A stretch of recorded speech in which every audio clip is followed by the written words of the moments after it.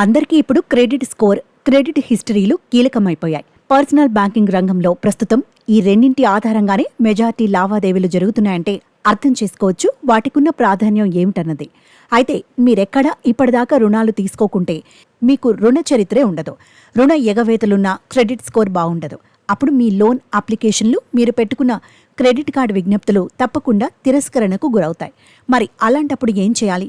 Credit score, credit history బాగాలేని వారి ఆర్థిక అవసరాలకు సెక్యూర్డ్ క్రెడిట్ కార్డులో ఓ చక్కని పరిష్కార మార్గమని చెప్పవచ్చు.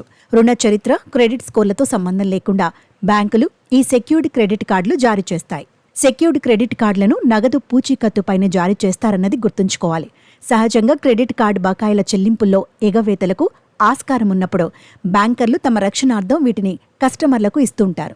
దీనివల్ల కస్టమర్లు క్రెడిట్ కార్డు బిల్లులను చెల్లించలేకపోయినా బ్యాంకులకు నష్టం వాటిల్లదు. కార్డు కోసం పూచీకత్తుగా పెట్టిన నగదును ఆ బకాయిల కింద జమ చేసుకునే వెసులుబాటు ఉండటమే కారణం. కాబట్టి ఇలాంటి కస్టమర్ల విషయంలో బ్యాంకులు సేఫ్ జోన్లో ఉన్నట్టే. ఇక కార్డు పరిమితి 50,000 కావాలనుకుంటే అంతే మొత్తాన్ని డిపాజిట్ చేయాల్సి ఉంటుంది.